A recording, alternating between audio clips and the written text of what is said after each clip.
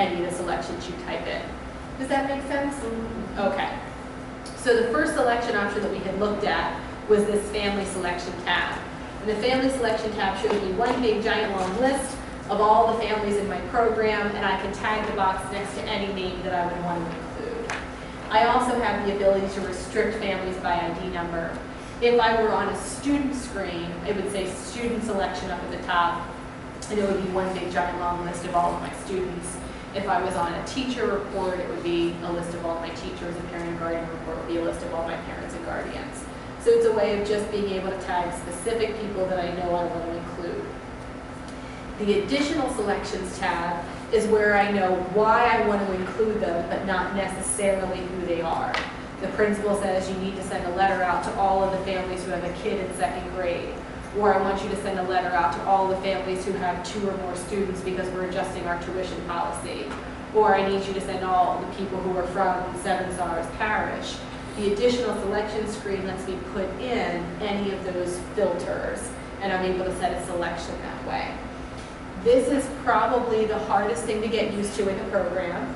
It is logical. You just have to think the same way that the program thinks, which people don't always do. So the way that this works is we start by clicking where it says click here to add a new condition. When I click on it, it's going to show me one big giant long list of all of the screens where I can fill in information. So these aren't my fields yet. These are the screens or the areas of the program where I can fill in information. And I'm sure it's probably hard to read that because I can barely read it here. The sections you're looking at, first is FAM, then it's FAM keyword, FAM letter, FAM phone number, FAM email, which if you notice from version 6, FAM email is now its own separate section. That's because we can have multiple email addresses now. Relationship, which is talking about that relationship section, relation list, and relation phone number. From the MEM section, we have the main member information, the activity section, attendance total section, background check, busing information, contact phone, disciplinary information, email information, enrollment information, grade subject, grade GPA, grade recap, grade detail, grade skills, health, nurse visits, immunization, and the list goes on and on and on, and then there's fun information down at the bottom. People get to this point and they are immediately overwhelmed and they say, I don't know what I'm doing, and how would I even, this is just a list of the screens, it's not even a list of the fields, and now I click on this and now there's even more stuff there. If I could click on it, that would happen, it would make my point better. There we go, now all of my fields. And you say, what is it that I want to use? What we tell people to do is before you even get to this part of the program, principal says, I want you to send a list to all of the people who are in Seven Sorrows. The first thing that you should do, either physically in the program or mentally in your head, is think about where you enter in that piece of information. So if I'm talking about what parish it is that they're from, back on the family screen, I'm on my main family primary information, there's a field called church, and that's where I'm typing in the information for where it is that they're coming from. If I know that this is where it comes from, I know that when I'm going to find that selection, I'm going to go to the FAM section and I'm going to look for a field called church. So it makes it a little bit easier when you're going to that screen to know where to look for something. So a lot of times we'll tell you to go to the student screen, go to where you fill that information and look at the label that's to the left of the field, look at what section over here you're on so you know where to look when you're going to fill that selection in. One of the hardest things for me supporting the program is a family will call and say, or a church will call and say, I want to get this report out. And I say, well, how do you know who those people are? And they say, I don't know. I don't know how you necessarily put your data in. There are some things that people all do the same way. There are things that people do all kinds of different ways. So if we're talking about who's re-registered for the upcoming year, some people may know it because they're marked as active in the program, and anyone who hasn't re-registered is marked as inactive. Some people have put a keyword over on the family screen. Some people have gone into the enrollment tab on the student screen and filled in the enrollment year for the upcoming year. So I can't necessarily write a list and say, this is how you're always going to print out a list of your registered families, because each place is doing that differently. So one of the things that's important inside of your own office is to come up with sort of a best practices guide of here's how we enter in information and where we're putting these pieces of information. One of the hardest things is when you have different people doing data entry and they're doing things differently. What we like to recommend to churches and schools is think of one test family. It can be a fake family, it can be a family in here. Fill out every last piece of information on the family screen the way that you would want it in, and then hit Control and P on your keyboard and print the screen. Go to the student screen and do the exact same thing and make a screenshot of every screen that you can fill in for that family and for that student, and then make a photocopy and give it to everybody who's going to be doing data entry and say, this is how our data should go in. And that way, when a new secretary comes on board or a new staff member comes on board, you can say, here's how we do things. And when I'm going to look to find information, this is how it should be entered, this is how I should be able to find it. And if you can make those own guides for yourself, it makes training new staff easier, and it makes running reports easier because everything should be more standardized across the board with it. If you like to type into Word those things as opposed to just handwriting on the bottom of the sheet you've printed out, on your keyboard, if you hit your Alt button, A-L-T, and your print screen button, it kind of highlights for a second.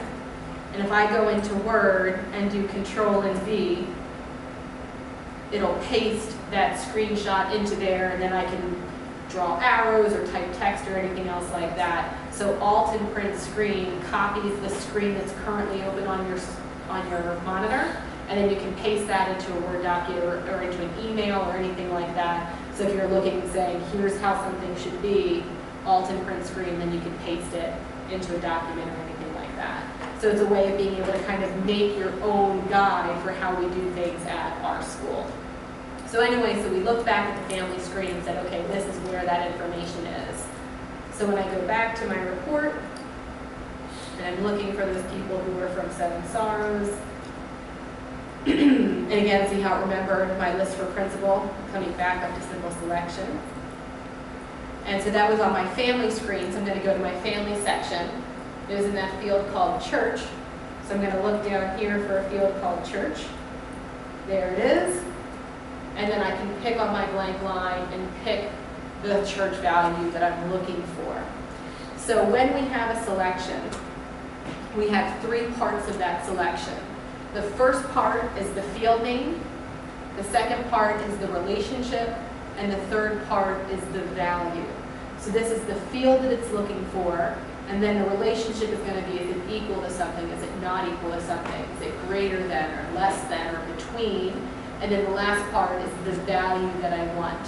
Anything that's a drop-down list in your program is going to be a drop-down list in your report. So for example, the grade is a drop-down list field. So when I come to my report, it's going to be a drop-down list here as well. If it's something that's not a drop-down list, for example, a remarks box, if I looked for student remarks here, family remarks,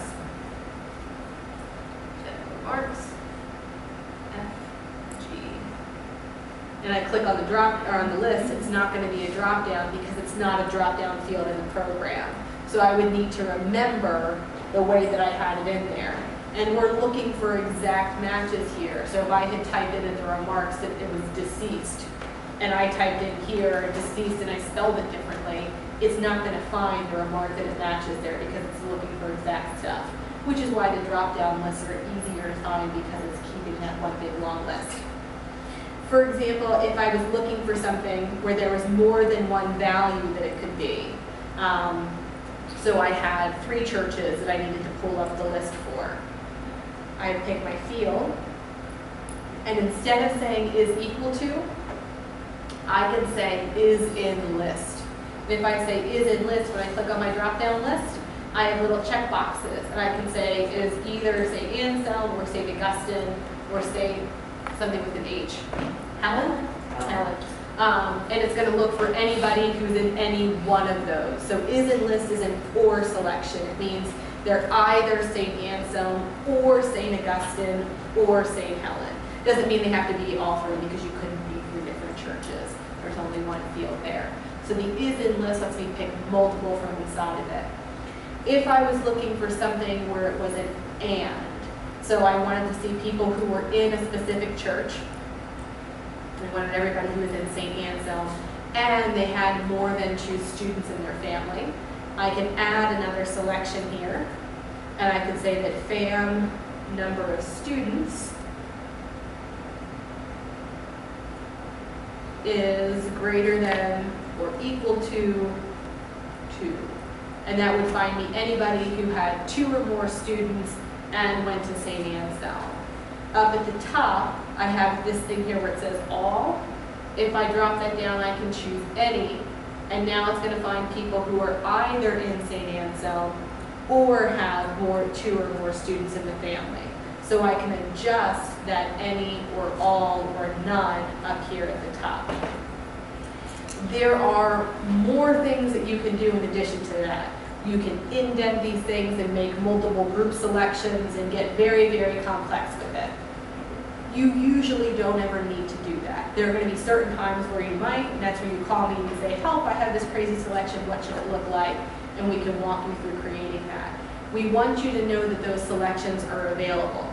We can filter this any which way you would ever want to, but you're usually not going to do that. So know that it's available. Don't waste your time trying to figure out how to do it today, because you're probably not going to need it, or call me when you do come across something where we want to put a selection in like that. Harkening back to that, talking about the list of making your own kind of user guide. Once you've gotten a selection like this set up, and I know I'm going to have to do it again next year, and I know that by the time next year rolls around, I'm going to have forgotten what I did the first time. I could save it as a selection over here on the left for me to reuse again. What we recommend doing as well is the same thing, Control and P or Alt and print screen, make a screenshot of it, stick it in that binder and say, this is what I use when I run this report for whomever, and start compiling some of those standard reports that you're running so you have it for the next time around. Or you're out sick, or you're on vacation and somebody needs to run that list for Seven Sorrows. You don't want to have to take the call at home or when you're on the beach about how to get that out. If we have some directions printed out, it can make that easier for other people to step up if we need them to do that while somebody is away. So it's just another way of being able to help yourselves out with that. Where am I at my screen? We're in section 3, selection screen. We talked about family member, additional selection, and saving selections. Okay. We want to take a look now when we actually preview the report. See if I find anybody with my selection. I found one person. So I have my report up. Lovely Janice has 2 kids in this St. Anselm. So I have my report up here. I can do a couple things from here. I have my next page and last page. Let me flip forwards and backwards. I can zoom in, zoom out, or look at the full page version of it. That's just affecting what I'm previewing.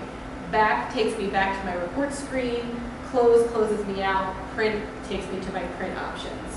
Whenever I hit print off of a preview report, it's going to bring me up to my Windows print menu screen.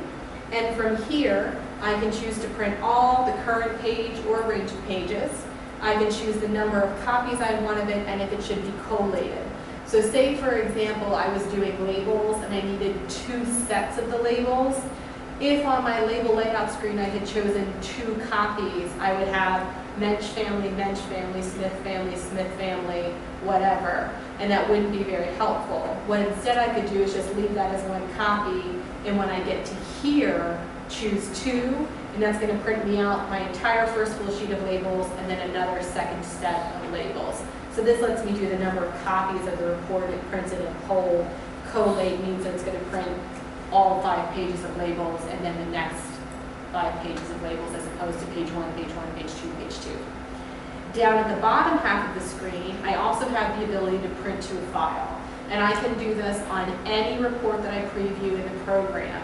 So if somebody else wants a copy of this, for example, you're doing class lists for your teachers, and the teachers want a PDF copy that they can save to a Dropbox folder so they can access it at home, or they want it saved to an Excel document so they can do whatever with it. Any report that I preview, I can hit print to file. I choose the type. I'm going to have Acrobat or Adobe files. I'm going to have Excel documents in here, RTF documents in here. I choose whatever style it is that I want. The where is where I want to save it. The first time you save something, it's going to default it to be saved in the folder on your server where the data is stored at. You can always click the 3 little black dots at the end of the line and browse to where you actually want to save it. And then give it a name. It's going to default the name to be the name of the report that you're running. So this is the Family Quick Listing Report. That's what it's defaulting to. I can adjust this and say that this is my 7 stars more than 2 list. Whatever I want to call it. I click OK. It's going to create that for me in an Excel document, and then it's going to open up Windows Explorer to show me where that's saved at. There's my Excel document with that information in there, and it's going to look exactly like what it was, so you're going to have headers and page information and stuff like that, which you may not always want. We're going to talk how to do an export without that. But this lets me do a very quick and easy way of getting one of those kind of files out of my program. So it's an easy way of getting it out of there, and of course you can always actually just send it to the printer without having to print it to a file. And I can hit close. We are finding more and more schools want to keep documentation of things that they've sent. So whenever they're doing disciplinary letters, they're doing tuition letters, they're doing notices about tardies and things like that, whenever they preview a set of letters, they hit print, choose PDF file, and print to a file, and save that into a letters folder on the server, so that way if a parent ever calls and says, well, you never sent me anything like this, I can look back and say, here's the exact letter that was sent out on whatever date. It's not saving it into the program, it's just saving that PDF copy of it onto your server, but that way it's always available. We like to do the same thing with our report cards, with our roll slip reports, because then you always have that PDF copy no matter what happens to the data inside the program. So say somebody comes in and deletes that family out because they've left, and they come back later and the court's saying we need to get information because this kid didn't show up all the time and the parent is using that in a custody battle, I have that PDF copy even though the kid's not in my program any longer. So that print to file can be useful for a lot of different things with that, and also give you a little bit of security in being able to save things back from there. So it's just something that you can do inside of the program. So we talked about our selections. Now we're going to talk about copying or adding reports into the program. So we have all of these standard reports that are in here, and there's lots and lots of things.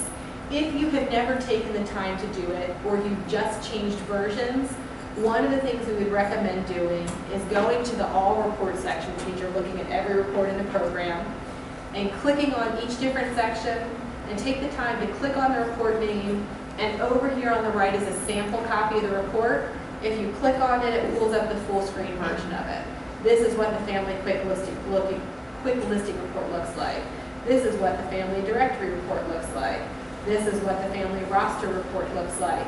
And see what reports are already set up in the program to know what styles you have available to you. So that when somebody says, I need you to run X, Y, or Z, you can say, hey, I remember I saw a report that looked like that already in there, and you're not wasting time to try to create something that's already existing.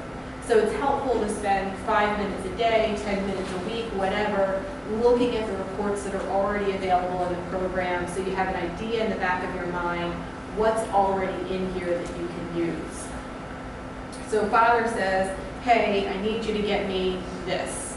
And you say, oh, I remember there's a report in there that's similar to that, but it's not exactly what he was looking for. He wanted that family list, but he wanted to have their email addresses on there because he wanted to verify it to something else that he has. So I look, and what do I have on this report? I have the family's name, their address, their phone number, and an ID number. At the bottom of my screen is a button that says copy. If I click copy, it makes a copy of that report for me. I can hit next. And can anybody tell me what I want to do now? Rename it. Exactly. Otherwise, you end up with lots of reports called copy whatever, especially your quick listing reports because they're the most basic report. They're the easiest report to copy and modify. So it tends to be the one that you see lots and lots of copies of. If I click up here and click edit, I can change this to say this is my family quick listing with email. One of the other things you want to be careful of when you're naming a report is what I'm doing right now is creating a what. I'm not creating a who. So when I label this, Well, sometimes people will say that this is my 7 Sorrows families. Well, it's not my 7 Sorrows families. It's a list with names, addresses, and email addresses that I can use to print my 7 Sorrows families, but I could also use it for something else. So when we're naming the report here, name it for what's in the report and not who's going to be on the report when you run it. So I've changed my overview there. I click next. It's my printer information. I click next. And now this box for modify the list of fields is not grayed out any longer. And I can click on it. And it's going to say, here are the list of fields to print. Over on the right are the fields that are currently on the report. Over here on the left is every other field in the program. And I can add or remove any fields that I want. So I don't want that ID number field on my report. I can click the arrow that points to the left to get rid of it. The double arrow would get rid of every field. The arrow that points to the right adds the highlighted field from the left to the right-hand side. So I've gotten rid of my ID number, and now I want to add my email address. So I'm going to come down to FAM email and choose email address, and I can either double click on it or I can click the button to the right to add it in. If you're not sure if you have the right field or not, right click on the field and it'll display the field, the description, the width, and give you a note about what it is. So it's a way of being able to see what you have. So I've double clicked on it, it's on the right. I can rearrange the order of these if I would want to, so I can kind of move them around. I can drag and click.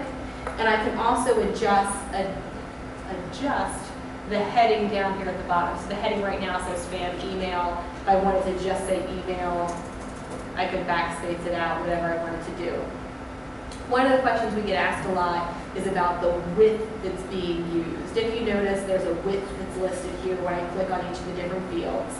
And each field has a default width associated with it that'll add in when you choose it. It's not a number of spaces, and it's not a percentage. It's somewhere in between. If the program has 4 fields and all 4 say 40, I'm going to have 4 equal columns across there. If I have 3 that are 40 and 1 that's 30, I'm going to have 3 equal columns and 1 column that's slightly shorter than the others. So it's sort of adjusts based off the width of the report that's going to stretch to fill the page. So it's not necessarily 40% of it. It's 40 in relation to the other widths that have also been selected. So there's not a good way of looking at it other than usually start with the default width that's there. If you want to make it smaller or bigger, come back in and adjust the width from there. And I can hit save OK. Oh, before I do that, this position part, most people don't play around with this a lot, but say for example, when I'm looking at my list, I wanted my email address to be in the same column as the family name. So it'd be family name, email address, then address, and then phone number. I can click here, and instead of saying new column, I can say same column, new line, and it's now going to print the email address underneath of the family name. So it's a way of being able to kind of stack some of those columns to make it fit better across the top of the screen. And I hit save OK, and I hit next, and I can make whatever selections here I wanted to define my families, and then preview. And here's my report with my name, the email address is stacked underneath of it, my address, and my phone number.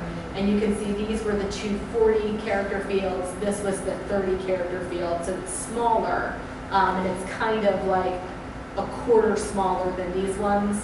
So because it's 10 out of 40, so, but it's one of those things that it's just kind of guesswork with it. You'll get used to kind of adjusting those back and forth. It's all the way out to the edge of my page because my margins were set as 0. They were set a little bit in. You can see that come in some with that. And now underneath of my Family Easy reports is that family quick listing with email, and I can reuse that layout over and over and over again with whatever I would want to do with it. Whenever we copy a report or add a new report, it's going to go into the Easy Reports section, and that's where you'll be able to find them at. And we're going to talk a little bit more about that in a minute. If I don't see a report that's in here that I want, copy, a letter, and a label are going to be the exact same thing. I hit copy, and then I modify them. If I don't see a report in here that looks like what I want, I can always start from scratch. And one of the decisions you have to make is sort of like baking a cake. If I add, it's like baking a cake from scratch. I'm starting with nothing and I'm doing everything up from there. If I hit copy, it's like working with a box mix. I'm taking something else that someone has already started and tweaking it a little bit, adding in the eggs and the oil or whatever it is that I'm putting into my box mix. So we're looking at that choice between, do I want to start with a box mix or do I want to start from scratch? And it's going to be up to you, and it's going to depend on what you want to figure out what the difference is going to be with that. If I hit the add button down at the bottom, I can add in a list, I can add a letter, a label, an envelope, a form, a custom report, or an export.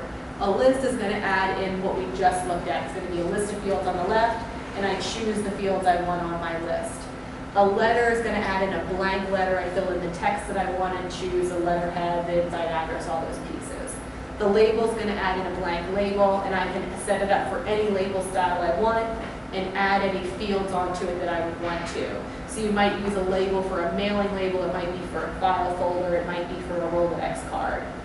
A form is going to be similar to a label, but it's the entire page. So sometimes we see this for a very basic emergency consent form or something like that, where they want it to be one page, but it shouldn't be formatted to look like a letter. It's a choice you can do with that. Custom report would be, you said, I want this emergency consent form, and I want it to look really nice and not just very basic. Here's what I want it to look like, and you create it for me. We create it and then email it to you. It gets added in as a custom report. The very last item in here is an export. When we want to send our information to Excel or to a CSV file, this is the way that we would recommend to do it. Printing it to a file is a quick and easy way.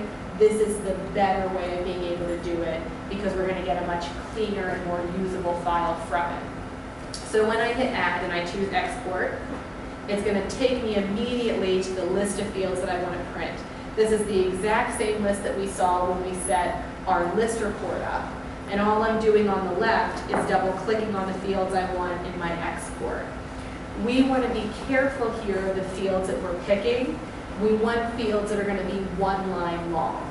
So for example, if you notice these first three fields, there's address 1, address 2, and address block.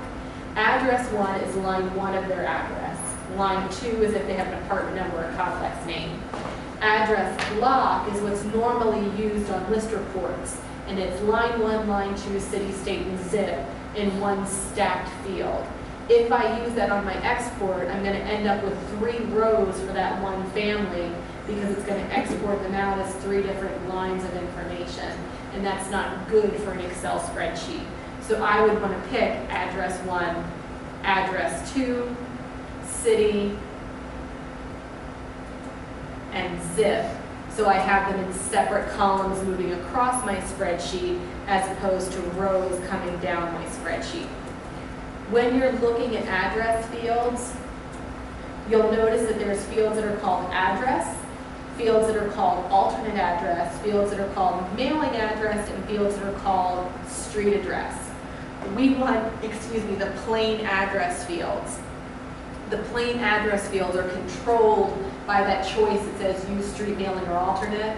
If I pick just the mailing address, it's only going to print mailing address information, which usually is going to be blank.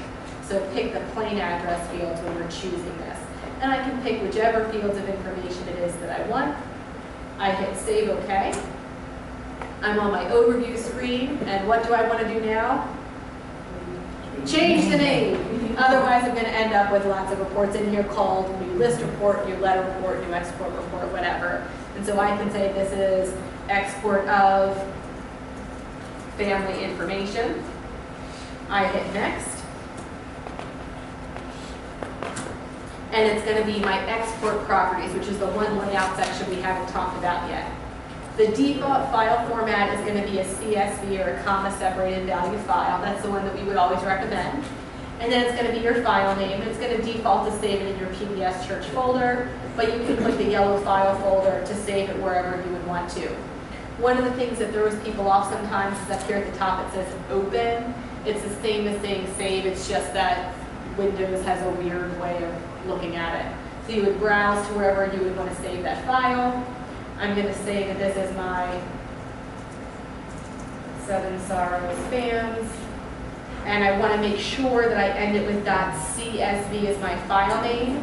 Some versions of Windows have a really hard time associating CSV files with Excel if it doesn't say .csv at the end. So that .csv tells Windows what type of file it is, so Windows knows what program to use to open the file. So always end an export with .csv. I see those same choices for modify my list of fields to export, the address information, the phone number information, email information. I hit next. I can select any families that I want you to go on to there, and then I hit build. It's going to say it's building my list, and it's going to pop up and say it's generating the export, and then it's going to tell me the data has been exported to the file. It's going to tell me what the file name is, and then I can hit close or view file. If I hit view file, it's going to open up Excel, and here's my export report with all of my information in it that I had chosen. And now from here I can do whatever I would like to with it. So it's a way of being able to get out any pieces of information and then do whatever I want to with it from there. So we can always add and export. If you add to the family report section, it's going to export family information in one row per family. If I go to the student report section and add an export, it's going to export out one row per student. So you always want to choose between the two of those which type of information it is that we're looking to export with it.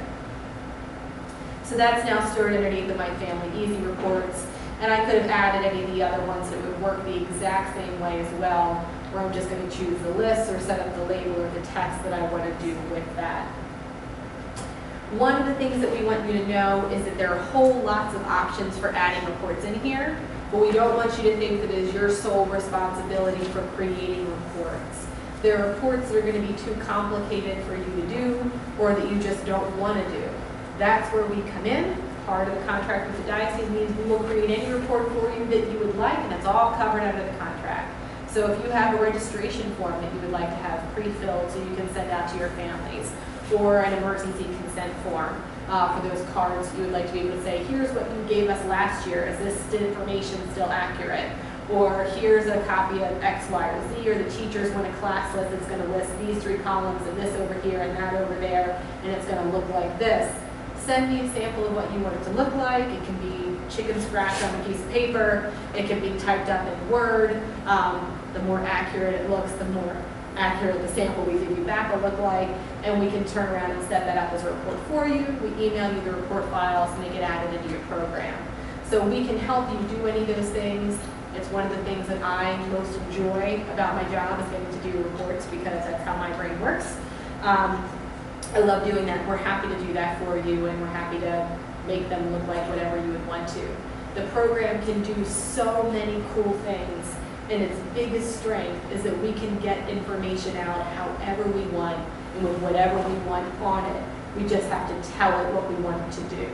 And we're happy to help you any way that we can in getting that information back out of it. Once you started adding and copying and modifying these reports all over the place, one of the things that you're going to find is that, and I'm going to be skipping ahead here a little bit down to the last section, is that your easy report list starts to get out of control.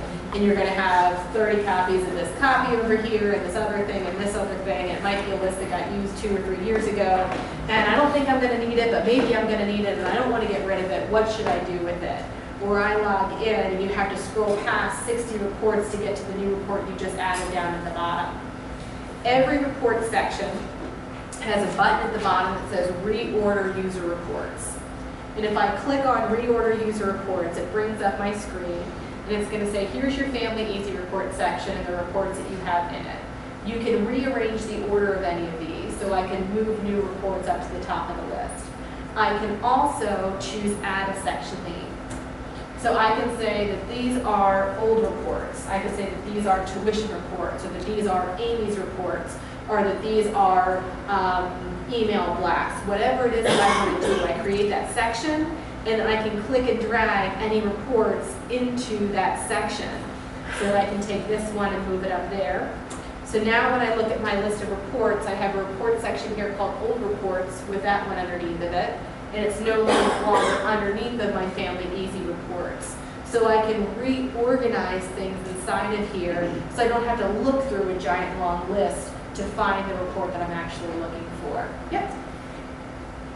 So if I'm making a change on a report or adding in a report, like a new parishioners for the month of August, is that on everybody's PDS in our office or just mine? It is on everybody's, with the caveat that if you have security turned on, you can adjust who has access to that report. Gotcha. But it's in everybody's PDS, but with the security you can adjust who has access to it, but it's going to be on all of the workstation.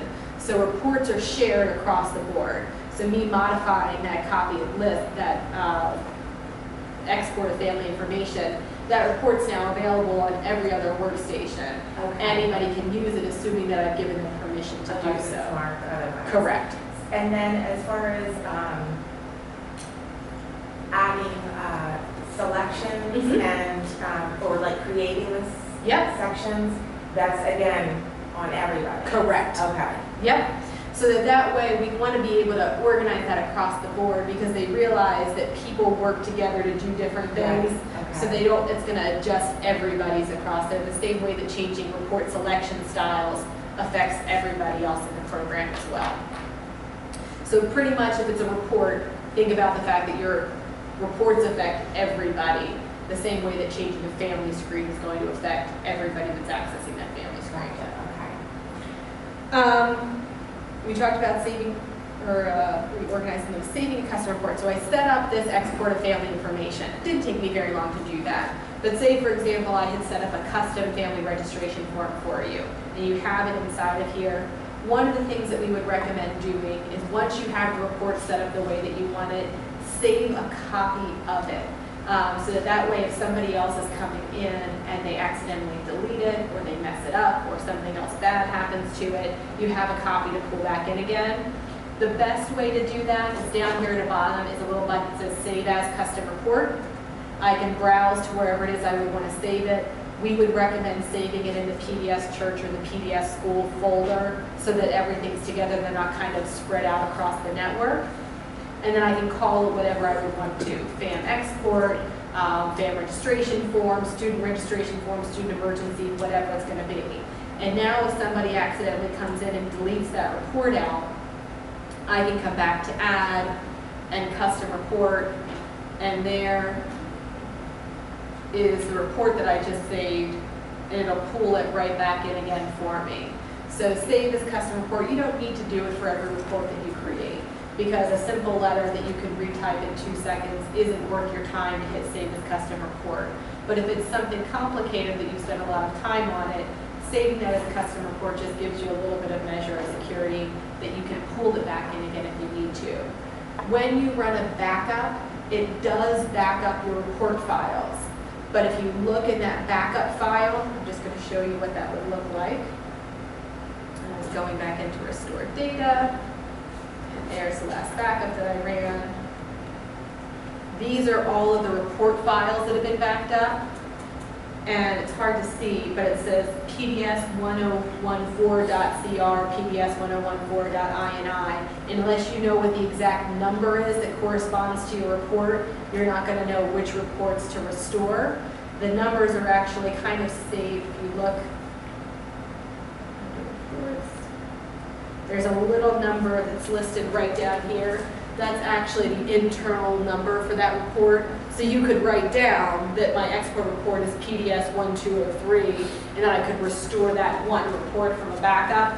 But most of the time, you're never going to remember what that number is. So saving as a custom report just lets you save the specific report someplace safe in case something happens to it. If you want to get more in depth with reports, one of the things that we would recommend doing, if you go up to that file menu and you go down to user guides, there's a section called the Advanced Reports Guide, which goes through in depth how the Advanced Report Writer works. And it also has, at the end of it, a big giant long list of every field in all of the programs. and then some of those embedded list options as well. So it goes through all of your information, and it's a way of being able to see that and pull it up and look at it, however you would want to do that. So it's there. If you want to play with it, you're always welcome to call us instead, but feel free to play as you would like to. What I wanted to do now is go through some standard reports that we get asked, and we'll run through how those layouts work, and then some selections as well, and then we should have some time for some questions at the end. So the first example was a family list with the email address, which we actually already did. We copied that family list, and we added the email address field onto that. The next one down is a class list with blank columns. So I want to create a class list with the student names and 2 blank columns. Since I want it by student, I'm going to go to my student reports. I'm going to hit add down at the bottom, and I'm going to choose to add a list in. Once I've hit add and list, it's going to ask me what fields it is that I want. So the first thing I want on there is my student name. When we're picking names, I have all of my name pieces, like first name, last name, middle name, that I can pick from. I also have name formats, which are going to be down in the end section. And it tells you name format 1, 2, 3, what they each are. So name format 1 would be title, first name, last name, suffix, like Mr. John Smith. Format 10 is the maiden name. Format 11 is the nickname apostrophe S. Format number 9 is nickname and last name. So you can pick whatever format it is that you're looking for on that list. And then does anybody know where I would add a blank column from? It's a tricky one, and it's one that nobody ever remembers. In the FAM section, so if I come down to FAM and the section called FAM Detail, there is a field in here called blank. You'll see blank 1, blank 2, blank 3, blank 4, and blank 5, and those add blank columns. So I can double click on however many I would want to add, and then over here on the right, I can click on them, I can set whatever heading I would want to. So I can say that this is going to be sign in, and I'm going to make the width of that 40. And this is going to be sign out, and I'm going to make the width of that 40. I hit save OK, and I'm just going to preview this right now for everybody. And here's my report with my student name, my sign in column, and my sign out column. So we can add those blanks in. So it's FAM blank 1, 2, 3, 4, and 5 to any report to add a blank column in. And I can change the heading on that to make it whatever I want heading-wise across the top. And I could print that for each class out however I would want to do that with it. The next one down was I wanted to do a family letter with announcement information and add some email attachments to it to send it out via email. To do that as a family report, I could either do a student letter and choose to email it out to my families, which means that it would go 1 per student. So if a family has 4 kids in the school, they're going to get 4 copies of the email.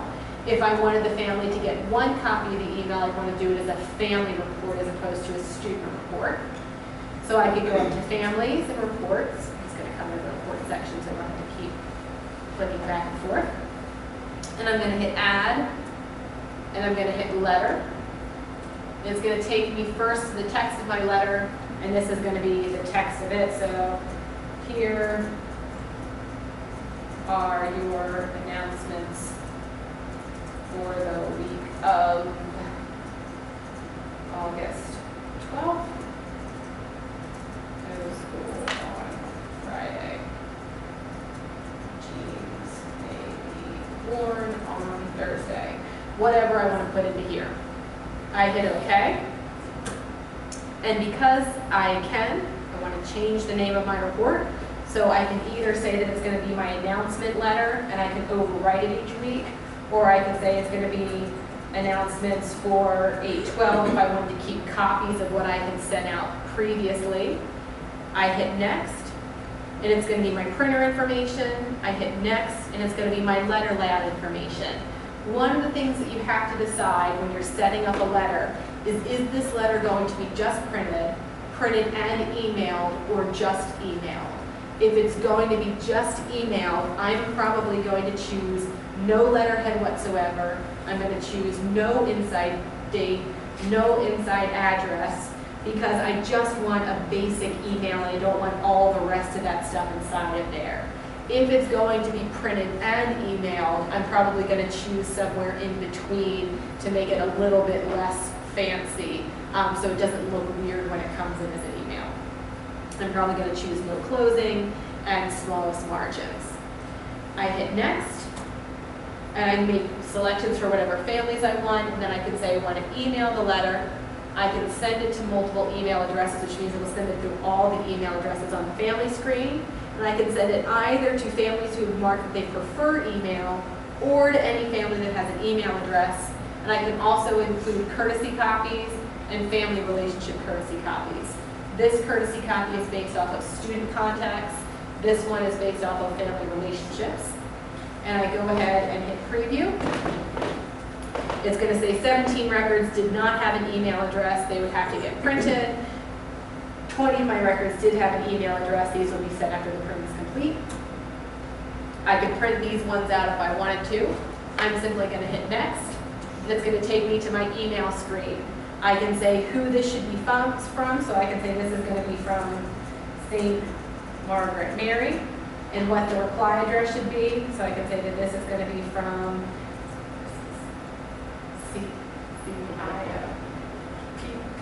that's not even right, is it? It's close. At